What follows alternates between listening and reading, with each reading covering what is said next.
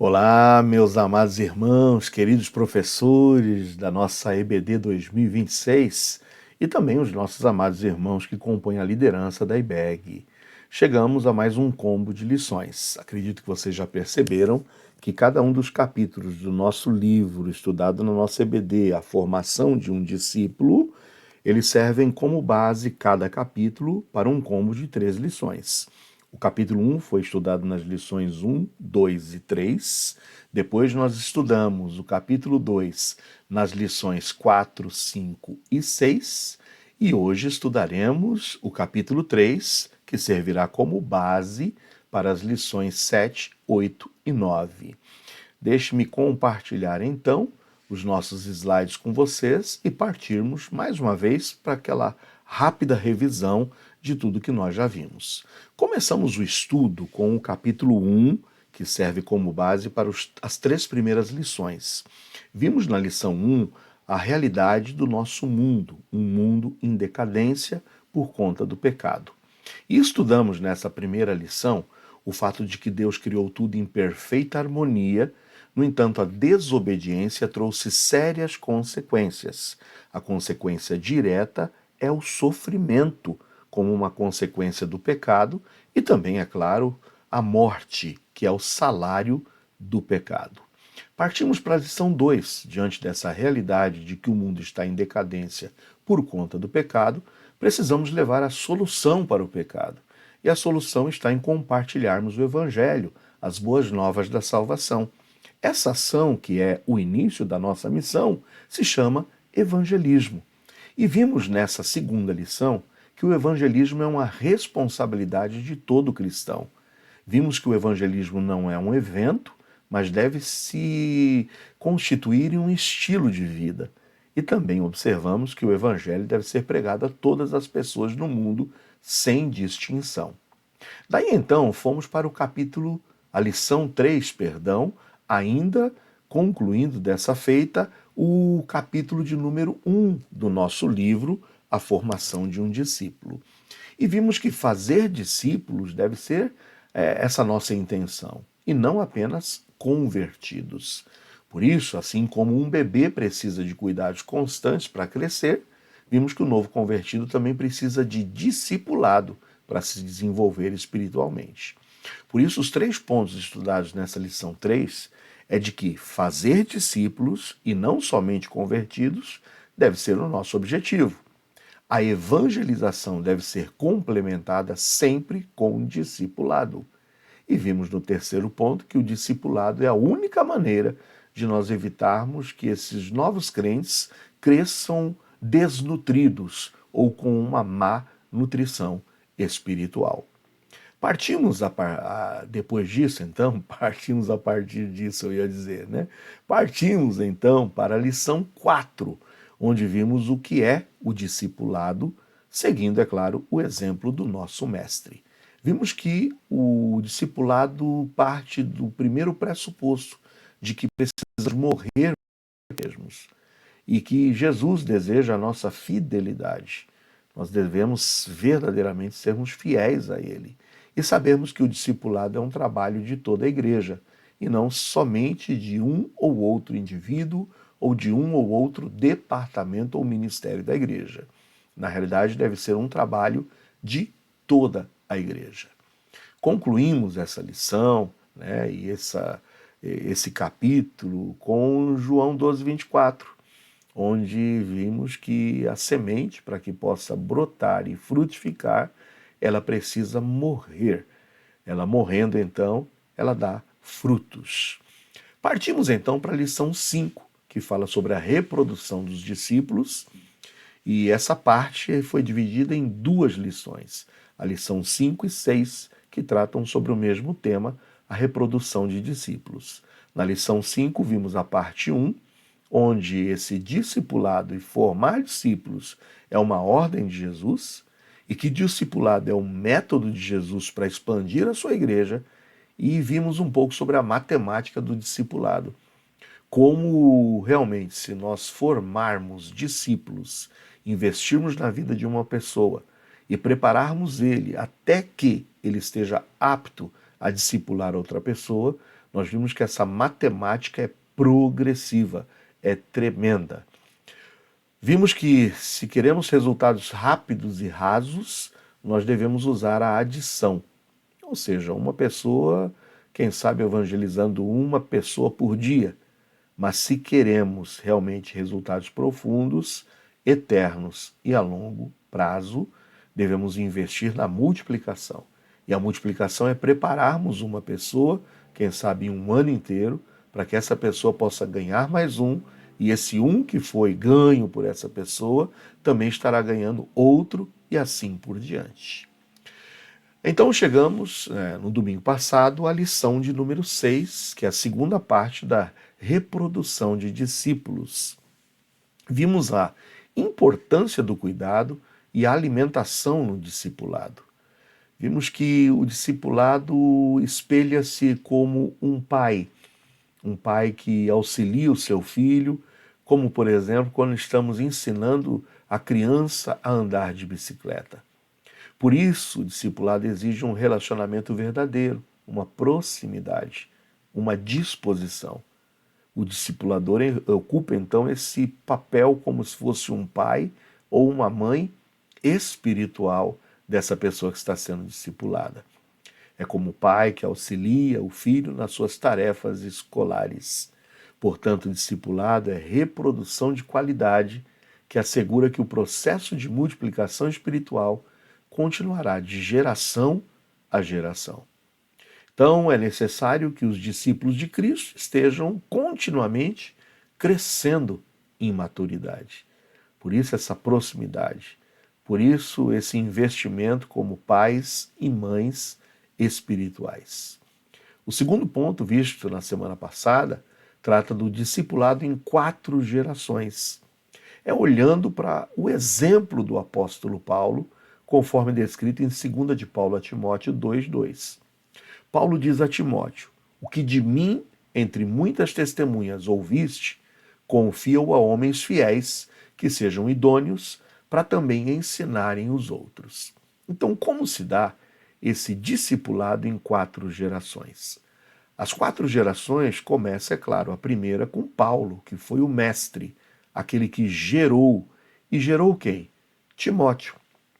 Timóteo é considerado o filho espiritual de Paulo, aquele discípulo que aprendeu diretamente do apóstolo Paulo. E aí, a partir de Timóteo, a palavra foi transmitida, o discipulado continuou com homens fiéis. Paulo diz: escolhe agora, Timóteo, homens fiéis, para que recebam também o teu discipulado, o teu ensino. E a partir desses homens fiéis, outros que viriam a partir desses que foram discipulados por Timóteo. Então nós vemos nesse versículo as 4 gerações de discipulado. Mas é claro que isso não para nessas 4 gerações. É somente uma interpretação do versículo propriamente dito. Mas dessa quarta vai para a quinta, sexta, sétima e infinitamente. Até, claro, que Cristo volte. Então, olhando para esse versículo e esquematizando, nós vemos que a primeira geração é Paulo, que ensina. Ensina a quem? A Timóteo, que faz o quê? Confia agora esse ensino a homens fiéis. E esses homens fiéis vão ensinar a quem? A outros. Então temos aqui nesse esquema as 4 gerações do discipulado. Ok? Fechamos então com o terceiro ponto, a lição 6, que vimos que esse discipulado em 4 gerações, ou compartilhar o evangelho e discipular pessoas, é uma ordem clara de Jesus Cristo.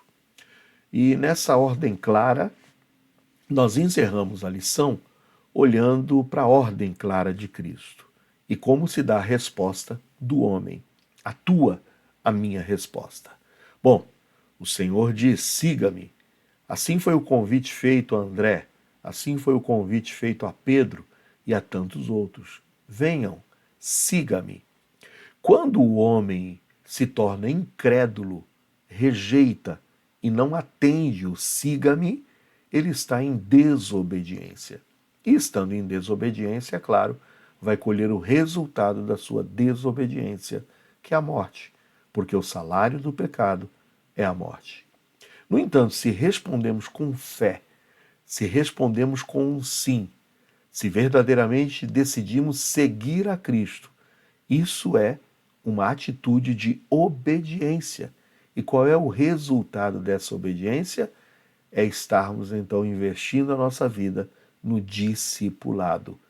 E isso exige a morte de si mesmo, bem como consequência direta da morte de si mesmo, da negação de si mesmo, a multiplicação de discípulos. Então está aqui, concluímos a nossa lição 6 dessa forma, dessa feita. Seguimos agora para a terceira parte, que vai englobar as lições 7, 8 e 9. Quando eu digo terceira parte, é o terceiro grupo de lições, porque agora nós adentraremos ao capítulo de número 3. Só que o capítulo de número 3 faz parte no livro de uma divisão, como sendo a segunda parte. A primeira parte do livro engloba os capítulos 1 e 2. A segunda parte agora do livro, que trata sobre o tema Quem é discípulo, começa com o capítulo 3, que diz Como saber se você é discípulo. Então começaremos essa lição dando para vocês um rápido resumo do que trata o capítulo de número 3. E esse resumo está no seu material de apoio, que eu também envio a vocês, juntamente com as lições e juntamente com o link desse vídeo que vocês estão assistindo agora. Mas o resumo do capítulo 3, eu vou fazer uma rápida leitura. Veja, o capítulo 3 faz parte da segunda parte do livro e serve como um autoexame bíblico sério e prático, convidando o leitor a avaliar se está realmente vivendo como discípulo de Jesus ou apenas como um cristão nominal, alguém que admira Jesus, mas não o segue de forma radical. Lembra que o Case Phillips, o autor do livro, ele usa o exemplo do seu amigo Ed. Quem era o Ed? O Ed era aquele que, durante a corrida do ouro lá na Califórnia, acabou confundindo pirita de ferro, que é conhecido nesse meio como ouro falso, com o verdadeiro ouro. Ele investiu tempo, sabe, dispôs das suas forças, do seu investimento e acabou o quê? Na realidade, garimpando o ouro falso, a pirita de ferro. E com isso ele faz uma comparação, que tem muitas pessoas que são como o ouro falso, a pirita de ferro, usando até o exemplo de Mateus 7,21, que nem todo aquele que diz Senhor, Senhor, entrará no reino dos céus.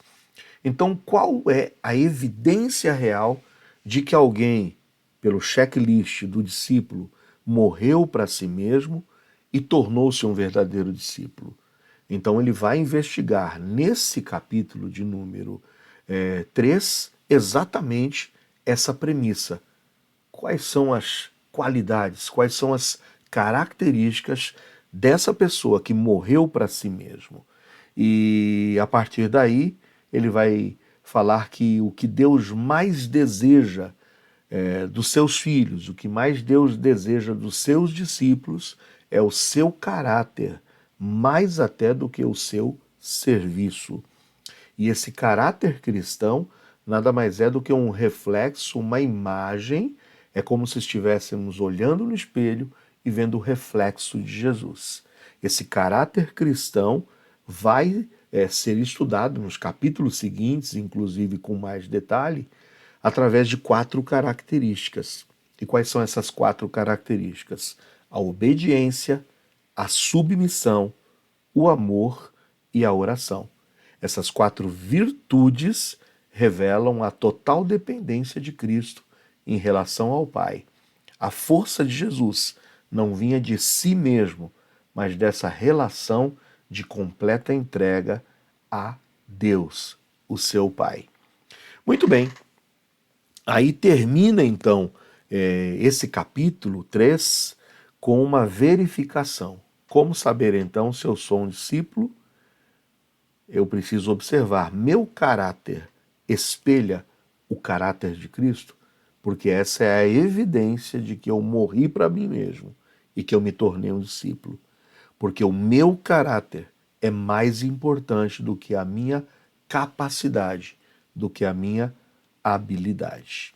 A partir de aí, então, nós vamos para o nosso estudo propriamente dito, onde eu passarei para vocês agora o resumo, alguns conselhos, algumas dinâmicas, algumas ilustrações, algumas aplicações para as lições 7, 8 e 9.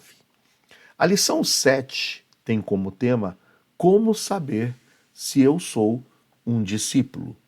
Muito bem, o alvo da lição 7 é entender o que é um discípulo de Jesus e desejar sê-lo, saber quais são os princípios e valores de um discípulo. Há um versículo-chave, e o versículo-chave é esse de Atos 4,13. Então eles, vendo a ousadia de Pedro e João, informados de que eram homens sem letras e indoutos, maravilharam-se e reconheceram que eles haviam estado com Jesus. Veja que eles não eram identificados como verdadeiros discípulos de Jesus por sua capacidade, por suas habilidades. Haja vista que eles tinham consciência de que Pedro e João, e foram informados disso, não eram pessoas letradas, eram pessoas iletradas, indoutos, mas uma característica era notável em Pedro e João, a de que eles haviam estado com Jesus. Então, essa característica de identificação direta com Jesus. Então, olha que interessante. Nessa introdução, vocês podem fazer uma dinâmica. Vocês podem, quem sabe, levar uma nota impressa, uma nota mesmo, né? Um real impresso numa impressora mesmo, que você tenha na sua casa, ou levar, quem sabe, aqueles dinheirinhos de papel, aquelas miniaturas de dinheiro, ou levar até uma fotografia como essa. Por quê? Porque nós vamos identificar. Como nós sabemos que uma nota é verdadeira ou falsa?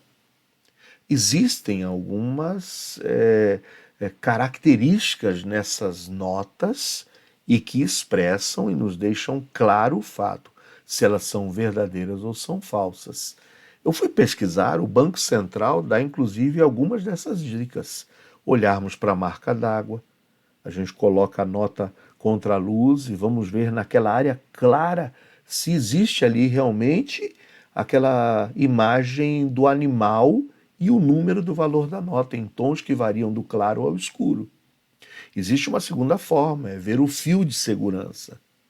Uma terceira forma é sentir o relevo. O papel é especial. Ele tem relevo, ele tem ali, se você passar a unha, você vai sentir ele crespinho. Tem esse relevo. Mas ver também o quebra-cabeça, eu achei interessante isso. Coloca a nota também contra a luz e você vai ver que as partes do desenho do verso completam as partes do desenho da frente, formando o número do valor da nota. Existe também uma quinta característica, descobrir o número escondido. Quando coloca a nota também na altura dos olhos, na posição horizontal, em um lugar com bastante luz, você vê o valor da nota aparecer nas áreas indicadas aí nesse desenho. E uma sexta forma indicativa de que se a nota é falsa ou verdadeira é descobrir os elementos fluorescentes também na nota. Por que essa introdução falando da nota falsa ou verdadeira? Porque assim como a nota falsa pode enganar à primeira vista, um falso discípulo também pode enganar por um tempo. Mas quando você coloca a nota contra a luz, a nota no caso o dinheiro, a falsificação fica evidente. Quando vocês viram que muitas das formas de identificar é colocar contra a luz. Então, quando essa nota falsa é colocada ali contra a luz, vai revelar que ela é falsificada. Da mesma forma, a palavra de Deus, que é a nossa luz, para examinar se somos ou não verdadeiros discípulos, é a forma que nós vamos usar então para identificar se o fulano é verdadeiro ou falso, ou mais diretamente, nem nos preocuparmos em julgar os outros, mas olharmos para nós mesmos. Quando eu confronto a minha vida com a luz da palavra de Deus, eu consigo ter a convicção de que eu sou verdadeiro, ou será que eu sou um falso discípulo? Lembra que o versículo-chave de Atos 4,13 diz que o que caracterizava que Pedro e João eram verdadeiros discípulos era quando as pessoas os observavam e tinham plena certeza, eles estiveram com Jesus. As características são notáveis. A forma, o caráter, o jeito de proceder, de falar, nos atesta, nos comprova de que eles são discípulos de Jesus. Então, nessa introdução, o que marcava Pedro e João diante das autoridades é que eles eram reconhecidamente homens comuns, sem nenhum tipo de instrução, mas que evidenciavam, que eles haviam estado com Jesus. Portanto, essa é a marca do discípulo, uma vida que demonstra a presença de Cristo.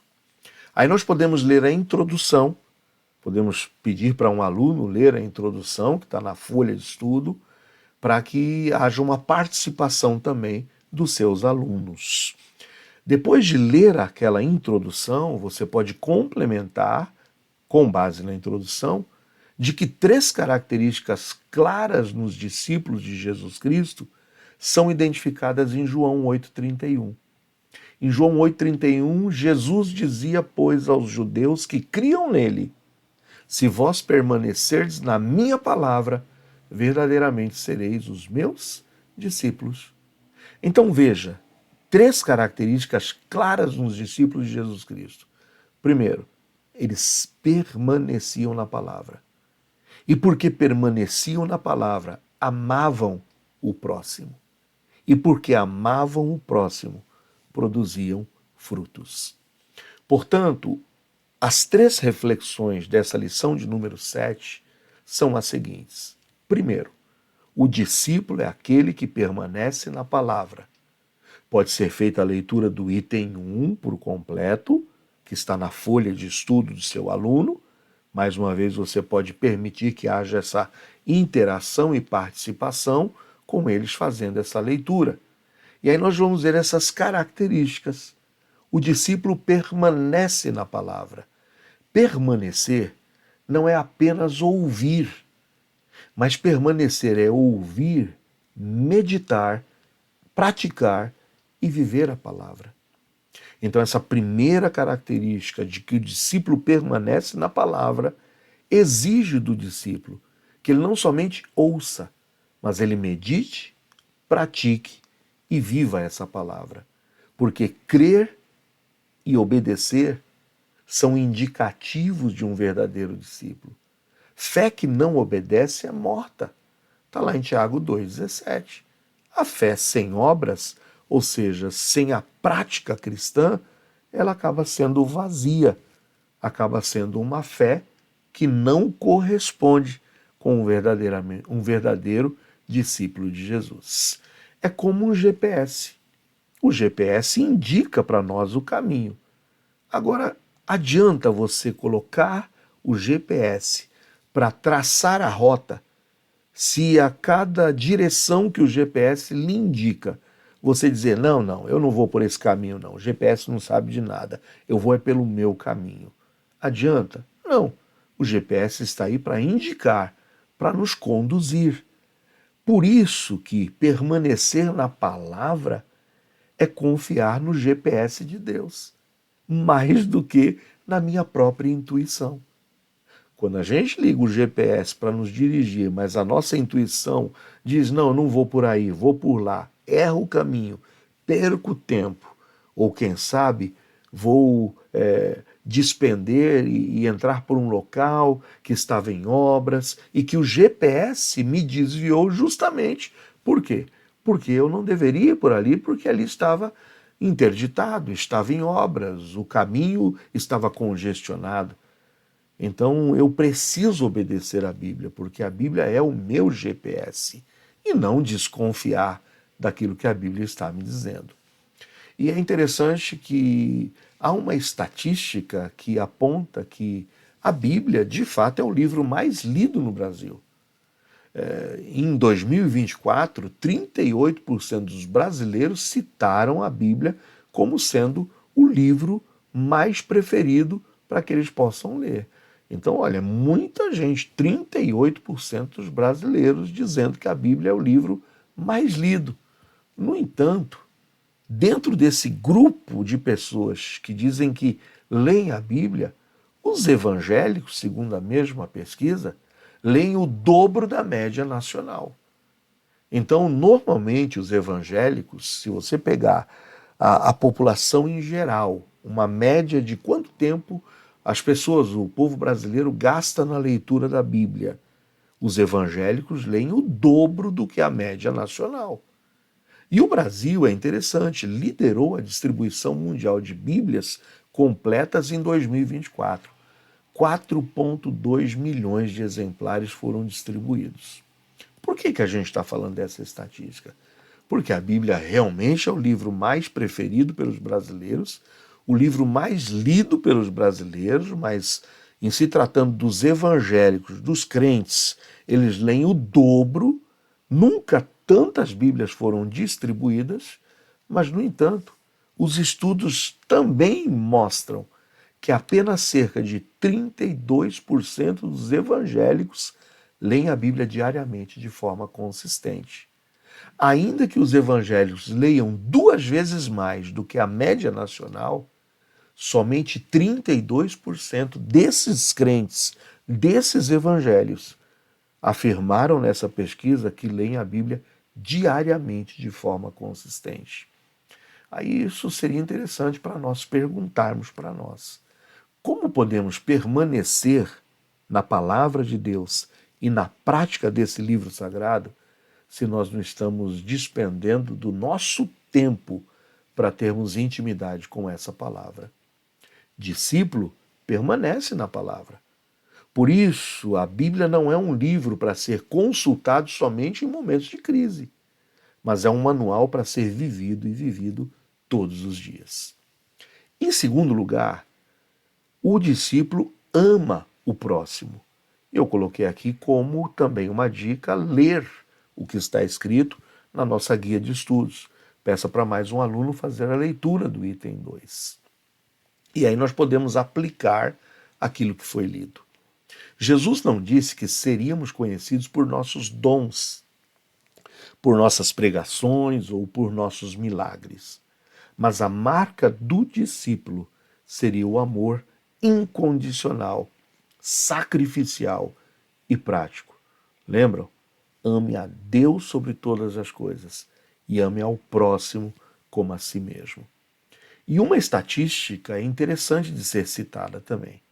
Apesar do crescimento evangélico, e o último censo apontou para isso em 2022, sendo corroborado e mantido esse número também em 2025, o censo apresentou 26,9% da população brasileira declaradamente evangélica, declaradamente crente. E as pesquisas revelam que 56% desses crentes veem a sua fé como um elemento privado. O que isso quer dizer? Que eles não declaram a sua fé abertamente.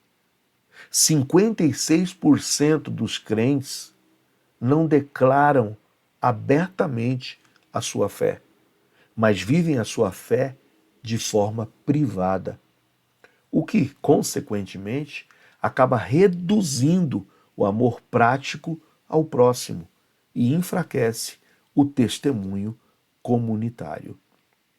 Muito bem. Um exemplo que a gente poderia citar é o seguinte: como que a gente pode demonstrar o amor de forma prática?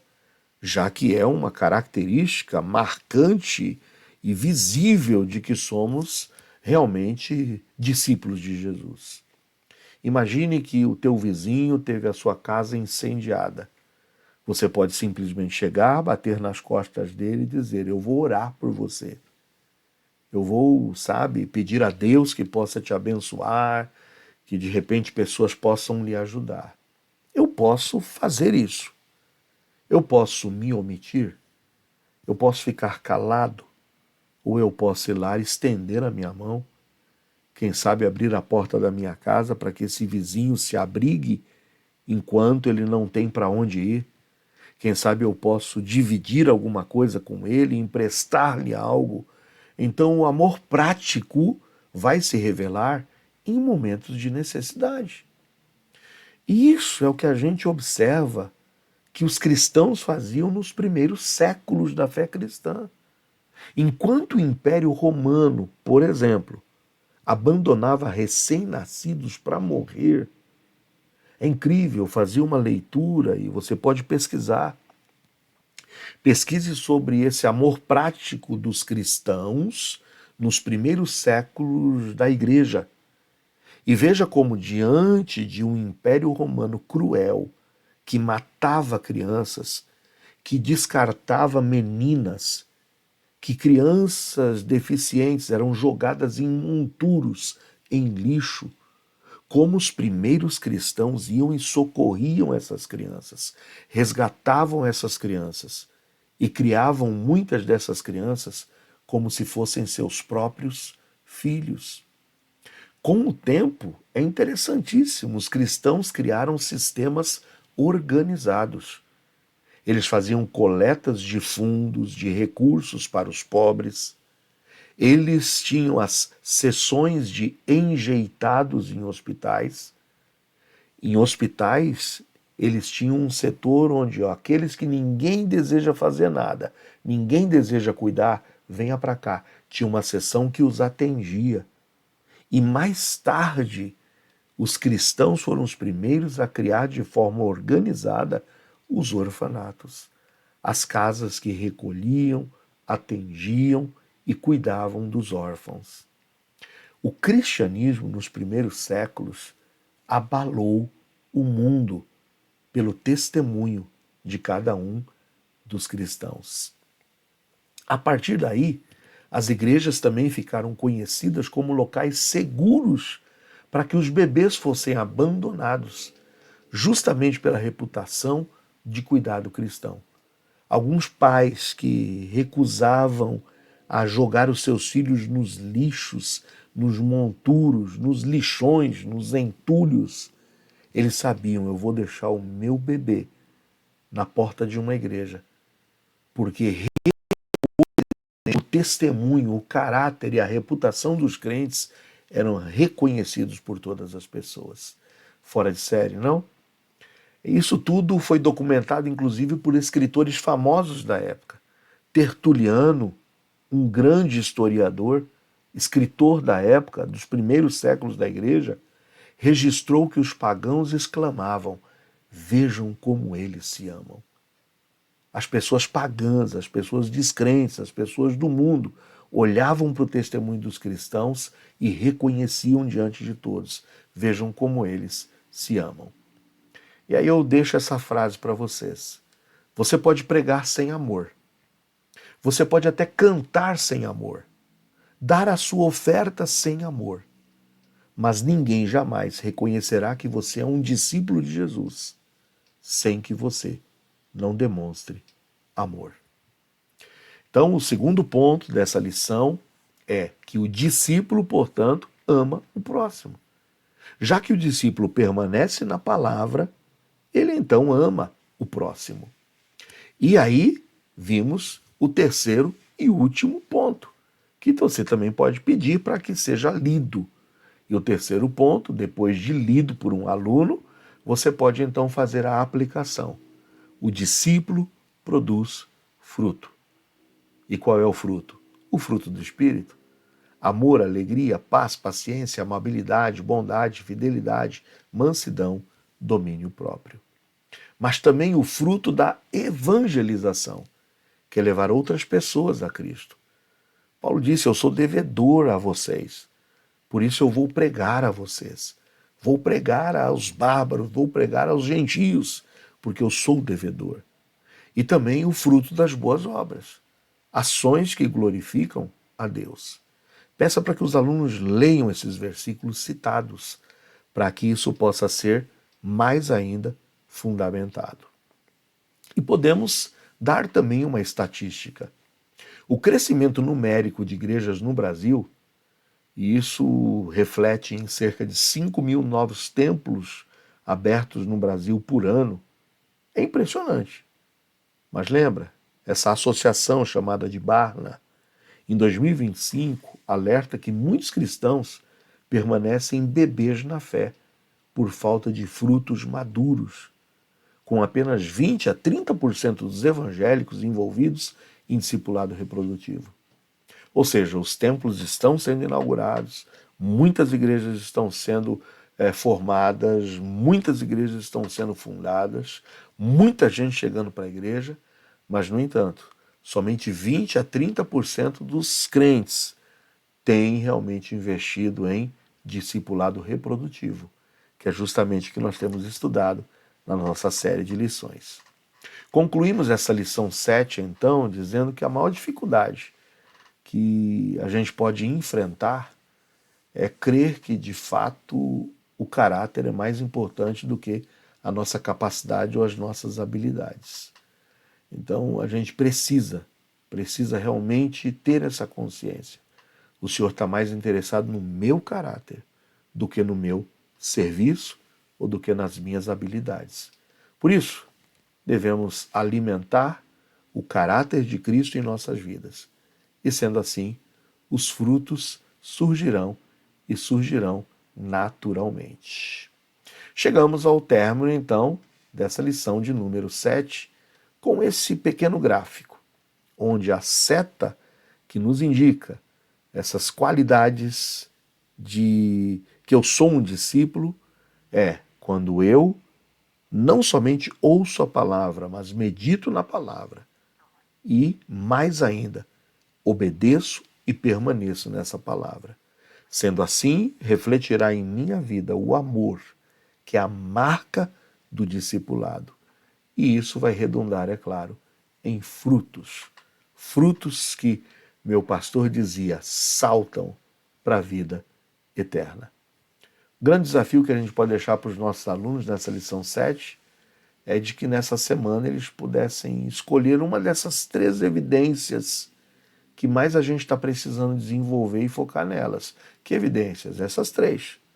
Palavra, amor, fruto, ou seja, evidência, o amor em prática.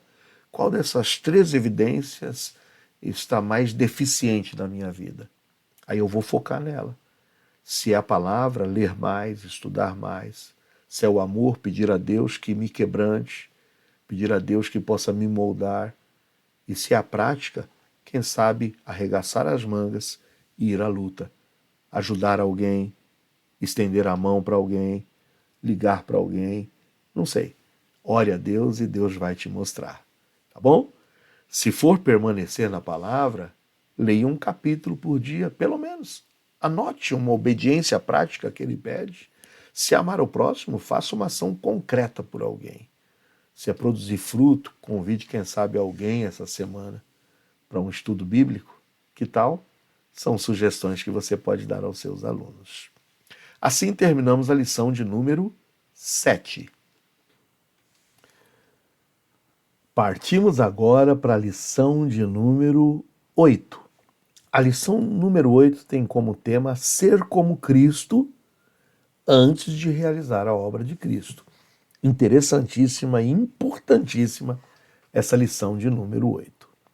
O alvo da lição é entender as evidências de um discípulo de Jesus e não somente desejar ser esse discípulo de Jesus, mas empenhar-se para isso. Eu desejo, mas não adianta desejar e ficar de braços cruzados.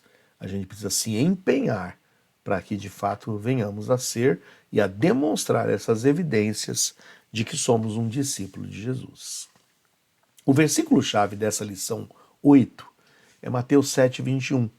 Nem todo o que me diz Senhor, Senhor entrará no reino dos céus, mas aquele que faz a vontade de meu Pai que está nos céus. Mateus 7, 21.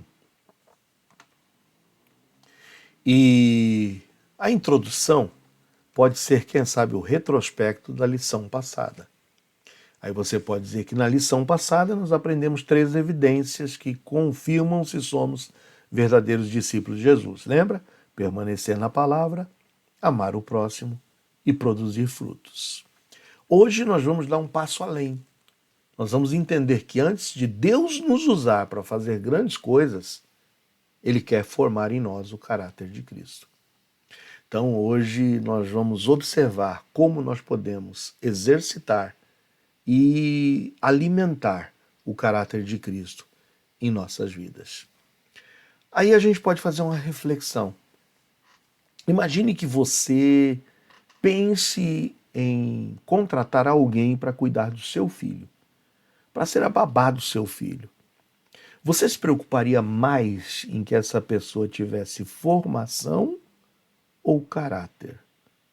É claro que talvez o ideal seria ter tanto formação como caráter. E formação eu digo capacitação. E mais ainda caráter. Mas eu te diria, o que seria pior? Ter alguém que tenha formação, habilidade, mas sem caráter? Ou ter alguém que até não tivesse a formação e as habilidades, mas tivesse caráter?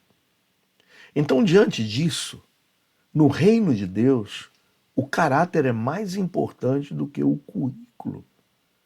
E nós poderíamos ler aí Mateus 7, 21 a 23. Porque em Mateus 7, 21 a 23, Jesus advertiu que muitas pessoas diriam: Senhor, Senhor, nós profetizamos, nós expulsamos demônios, nós fizemos milagres. Mas e aí? Vão ouvir o que do Senhor? Eu nunca os conheci. Porque essas pessoas que tentaram argumentar com o Senhor tinham capacidade. Até tinham capacidade, mas não tinham caráter. Elas tinham atividade, eram ativas. No entanto, não tinham intimidade, não tinham identidade. Então, olha que interessante. O versículo-chave de Mateus 7, 21 exatamente diz isso. Nem todo que me diz Senhor, Senhor entrará no reino dos céus, mas aquele que faz a vontade de meu Pai que está nos céus.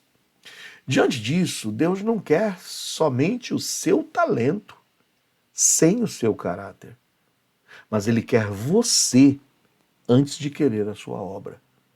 Profunda essa lição, onde nós precisamos saber que o Senhor, para nos usar, deseja, antes de tudo, que nós espelhemos o caráter de Cristo. Podemos ler a introdução ou pedir para algum dos nossos alunos fazer a leitura. E aí partimos para o item de número 1. O item de número 1 fala sobre a presença de um caráter como o de Cristo. Fazemos também, realizamos a leitura, algum aluno pode fazê-la, e aí nós vamos aplicar essa leitura do item 1, dizendo que caráter é a soma de todas as influências, sejam elas positivas ou negativas. Influências essas que a gente aprende ao longo da nossa vida. E essa influência se manifesta através de valores, motivações, atitudes e sentimentos. A forma que eu valoro, a forma que eu olho o mundo, aquilo que me motiva a fazer algo por alguém ou por Deus. As minhas atitudes, e por atitudes leia-se não somente ações, mas palavras, mas acima de tudo sentimentos, que são escondidos, são subjetivos para aqueles que examinam, mas que estão aqui guardados dentro de nós. Então esse caráter, essa influência vai se revelar nesses valores, motivações, atitudes e sentimentos. O caráter cristão reflete ou a natureza pecaminosa, que é diretamente influenciada pelo mundo, ou a natureza divina, que é diretamente influenciada pela palavra. Por isso que na lição anterior nós vimos que a palavra é importantíssima, permanecer na palavra, para que nós possamos ter como uma evidência, uma característica de que somos discípulos de Cristo. Então, o nosso caráter está sendo influenciado pela natureza pecaminosa ou pela natureza divina? É uma autoavaliação que precisamos fazer. Partimos então para o segundo ponto, de que ser como Cristo antes de fazer a obra de Cristo.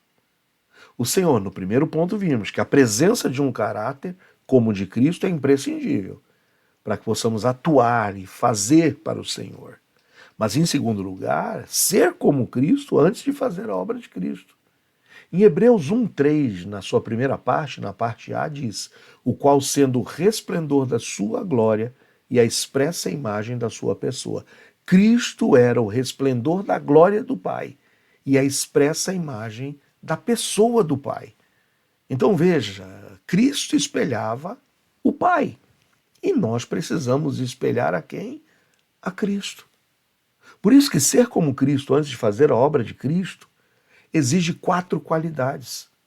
4 qualidades que se destacavam na vida de Jesus e que precisam também se destacar em nossas vidas. Que qualidades são essas?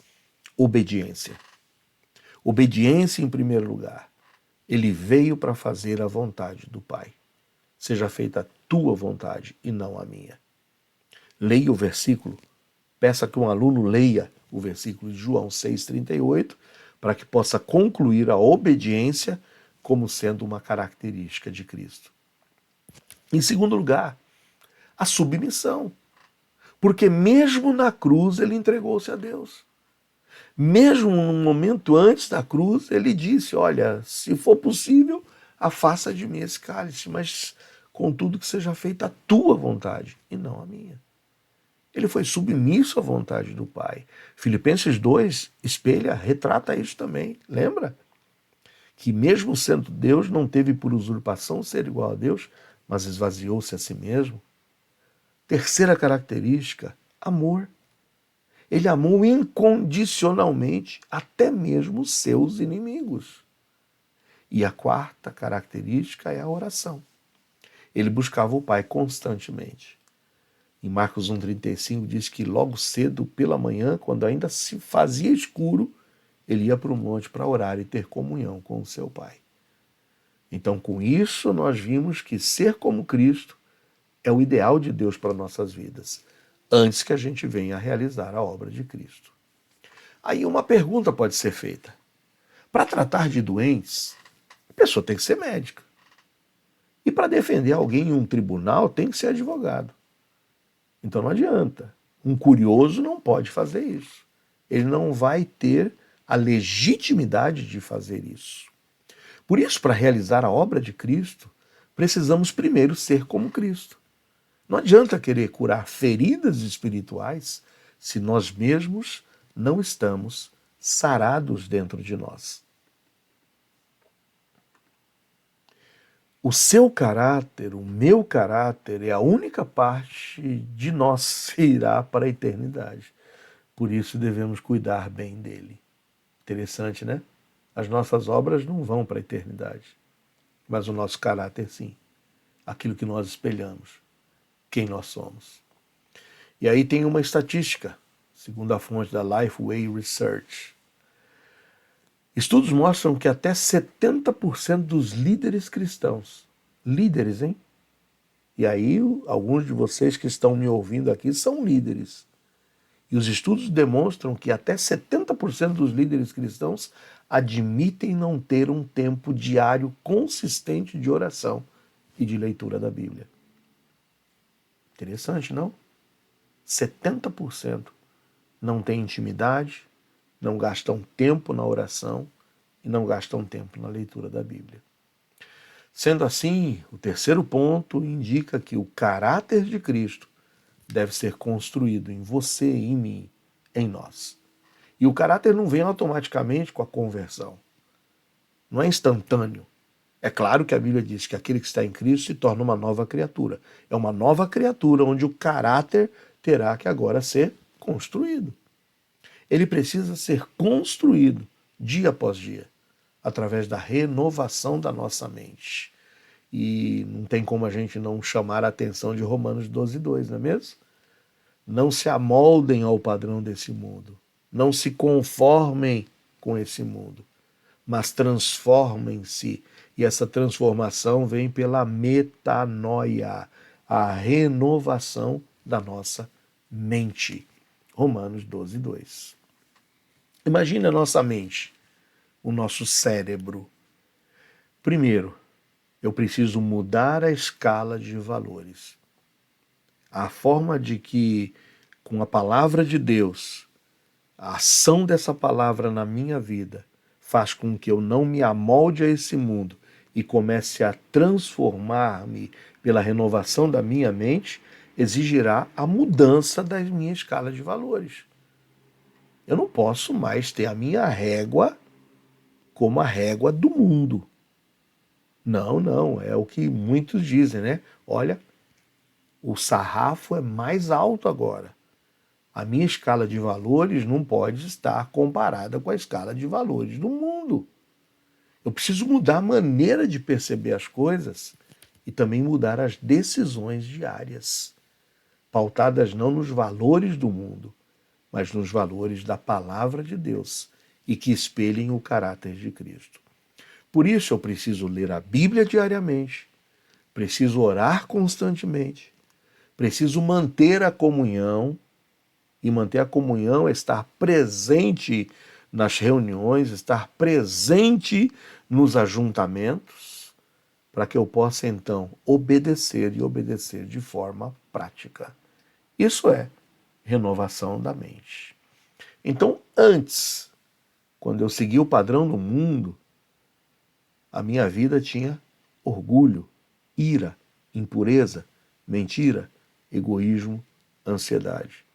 Mas depois que eu conheço a Cristo, veja o que contrapõe a cada uma dessas características de um caráter que ainda espelha o mundo e os valores do mundo. Ao invés do orgulho, depois que eu conheço a Cristo, tem que vir a humildade. Ao invés da ira, a mansidão. Ao invés da impureza, a santidade. Ao invés da mentira, a verdade. Ao invés do egoísmo, a generosidade.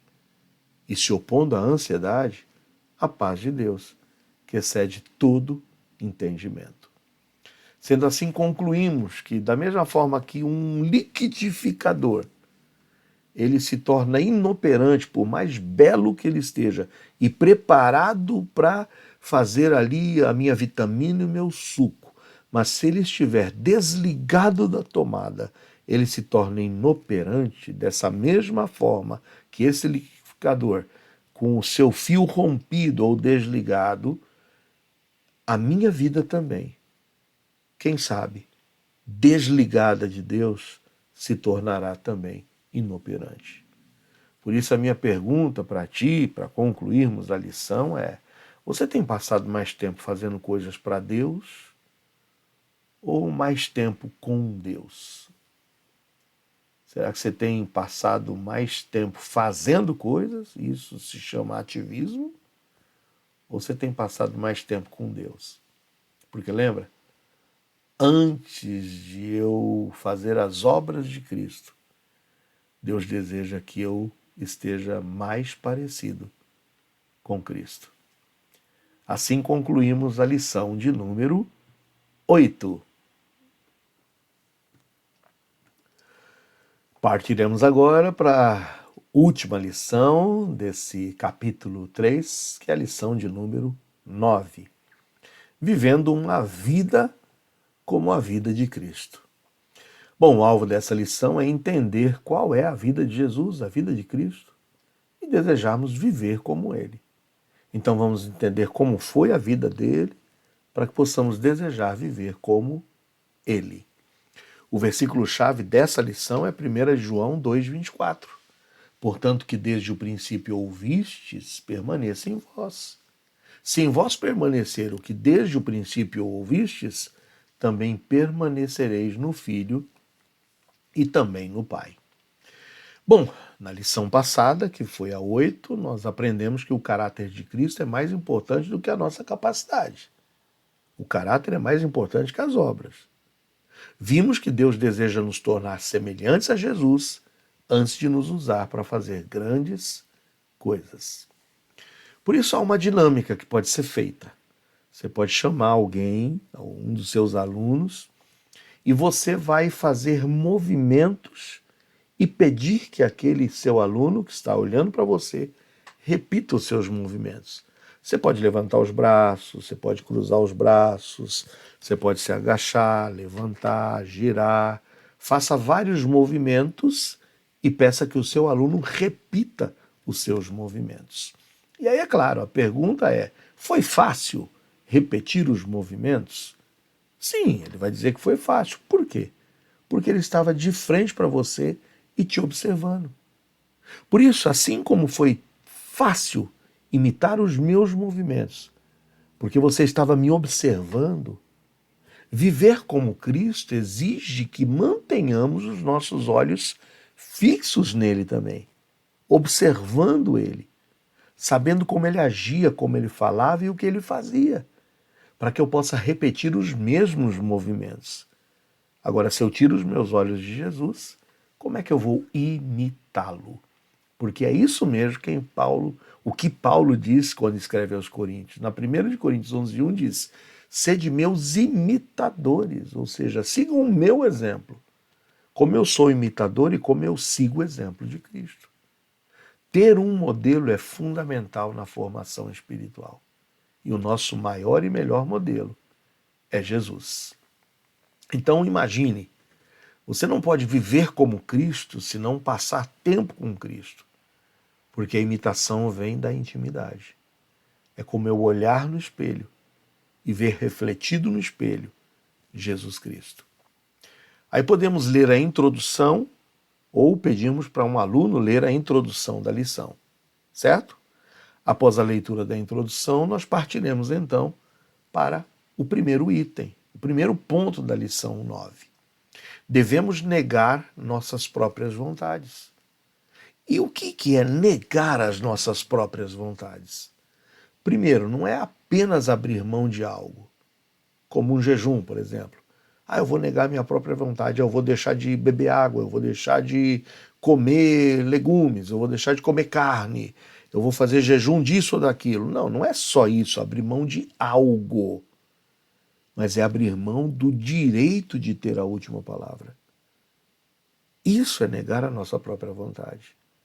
A última palavra não será minha.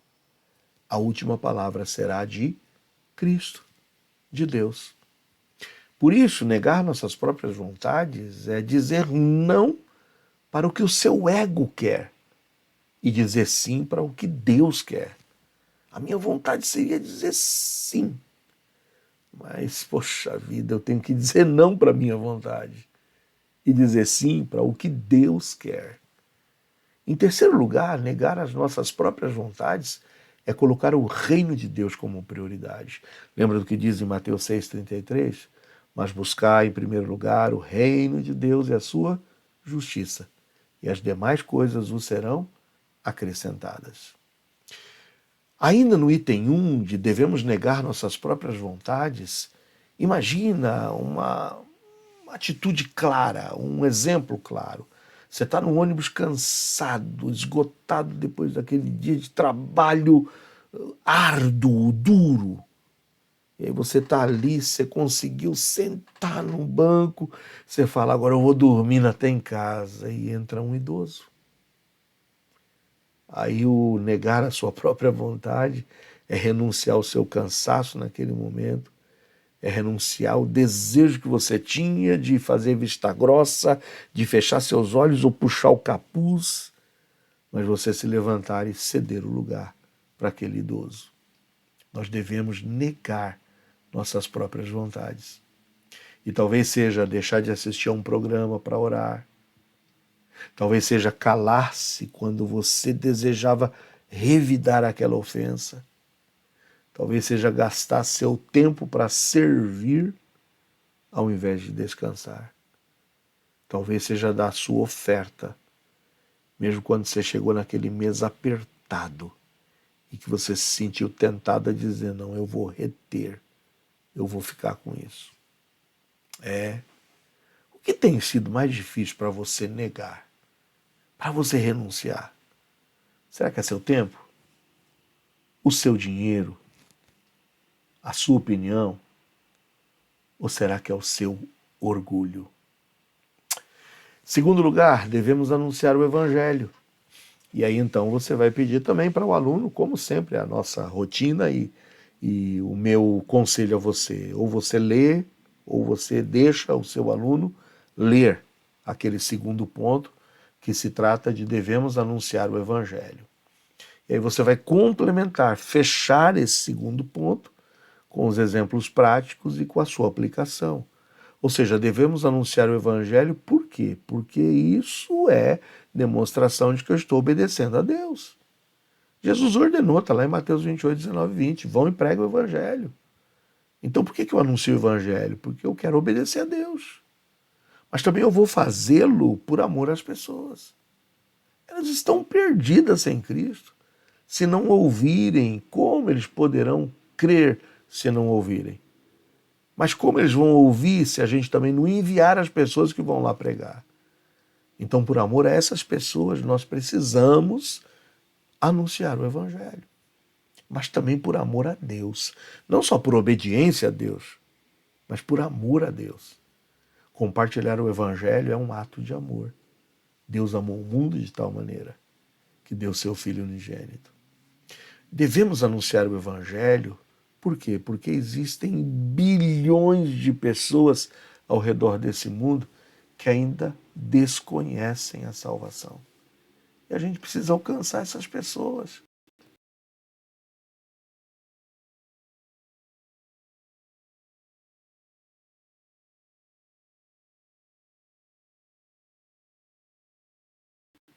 Ser libertas. Aí existe aqui uma pequena ilustração. Imagine que você naufragou e conseguiu se agarrar duas boias. Aí você volta com essas duas boias. Você chega ali na praia, mas você olha para trás e vê um montão de gente que vai se afogar. E você está com duas boias na sua mão, você só precisa de uma. Por que não ir e levar essa boia a essas pessoas que estão morrendo?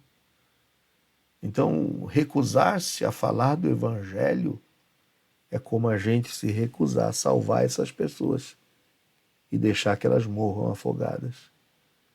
Anunciar o Evangelho é voltar ao mar e levar a boia para aqueles que ainda estão perdidos. E a minha pergunta para ti é: qual foi a última vez que você compartilhou a sua fé com alguém que ainda não conhece Jesus? Qual foi a última vez que você levou a boia salva-vidas para alguém que estava perdido? E por último, o terceiro ponto da lição 9 indica que nós devemos amar a Deus acima de todas as coisas. Amar a Deus acima de todas as coisas é colocar o relacionamento com Ele como a maior prioridade da nossa vida. E a gente demonstra esse amor em ações. E três são as ações que serão estudadas nas próximas lições, nos próximos capítulos do nosso livro A Formação de um Discípulo. E essas três ações que serão estudadas a partir das próximas lições é obediência, adoração e serviço. Experimentar alegria, paz e propósito ao ter Jesus, ao ter Deus no centro, é uma prova de que a gente está amando a Deus acima de todas as coisas. Imagina se você tivesse uma conta e essa conta bancária, quanto mais você sacasse, mais dinheiro seria depositado. Quanto mais eu saco, mais depositado é. O amor de Deus é assim sobre nossas vidas. E essa deve ser a nossa disposição, a nossa disponibilidade. Amar as pessoas dessa forma. É viver como Cristo. E se eu vivo como Cristo, eu vou primeiro negar a minha própria vontade, eu vou anunciar o Evangelho e eu vou amar a Deus acima de todas as coisas. Porque isso é viver como Cristo.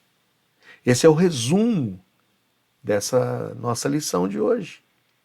Quando eu nego a minha vontade, anuncio o Evangelho e amo a Deus, eu terei uma vida que glorifica a Deus. E a gente conclui essa lição de número 9 dizendo que amar a Deus não é um sentimento que você vivencia no culto. É uma decisão que você toma na segunda-feira de manhã. Às vezes a gente acha que a gente prova que ama a Deus, só quem sabe com aquele sentimento de estarmos no culto, levantarmos nossas mãos, cantarmos de forma efusiva e marcarmos, como a gente dizia no português um pouco mais arcaico e antigo, marcar o nosso ponto. Não. A gente prova que a gente ama a Deus, não fingindo sentimentos, mas decidindo fazê-lo logo na segunda-feira de manhã, quando a gente vai enfrentar o mundo, enfrentar as nossas atividades e provarmos verdadeiramente que a gente ama a Deus. Não se esqueça que a grande prova de que a gente ama a Deus é negar a si mesmo. E a gente nega a si mesmo, renunciando ao egoísmo e priorizando a vontade de Deus. A gente também vai fazê-lo anunciando o Evangelho, ou seja, compartilhando com outros o amor que a gente recebeu de Deus. É como aquela conta bancária, quanto mais a gente saca, mais é depositado.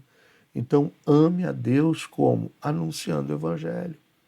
O amor que recebemos de Deus nós vamos espalhar e dividir com outros.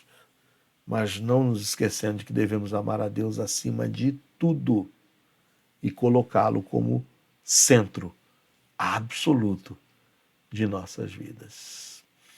Com isso, amados, nós concluímos a nossa lição, esse nosso combo de mais 3 lições, esperando que vocês estudem, orem e apliquem essas lições de forma clara na vida dos seus alunos. Espero que a gente progrida, avance e que ao término desse ano seja, eu diria assim, uma experiência inesquecível, uma experiência imensurável termos estudado esse livro por completo e dividido essas aulas com os nossos alunos.